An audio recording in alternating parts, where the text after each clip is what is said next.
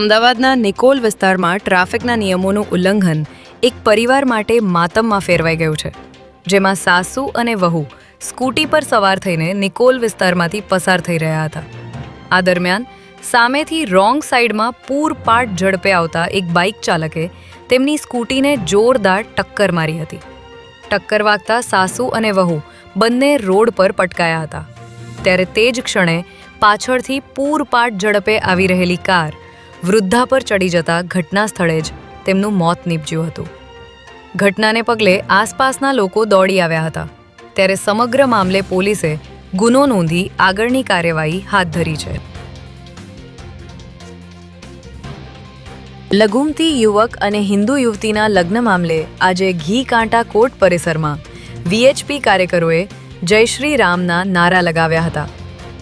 ગત માર્ચ મહિનામાં ગુજરાત હાઈકોર્ટે લઘુમતી યુવક અને હિન્દુ યુવતીના લગ્ન કરવા અને યુવતીના નામે 3 લાખ રૂપિયા મૂકવા હુકમ કર્યો હતો. આ આદેશને પગલે આજે યુવક યુવતી ઘી કાંટા કોર્ટ ખાતે લગ્ન રજિસ્ટ્રેશન કરવા પહોંચવાની માહિતી મળતા વીએચપીના કાર્યકરો કોર્ટે પહોંચ્યા હતા, જેને પગલે કોર્ટ ખાતે ચુસ્ત પોલીસ બંદોબસ્ત ગોઠવવામાં આવ્યો હતો. જો કે બપોરે લગ્ન નોંધણી મોકૂફ રાખવાનો નિર્ણય આવતા વિશ્વ હિન્દુ પરિષદના કાર્યકરો પણ રવાના થઈ ગયા હતા.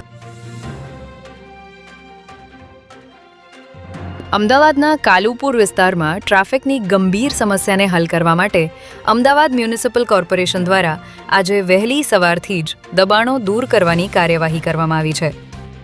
રેલવે સ્ટેશન નજીક આવેલા કાલુપુર ફ્રૂટ માર્કેટમાં વહેલી સવારથી જ ફળોની હરાજી અને ખરીદ વેચાણ માટે મોટી સંખ્યામાં લોકો ઉમટી પડતા હોય છે, જેને કારણે કલાકો સુધી ટ્રાફિક જામની સ્થિતિ સર્જાતી હતી.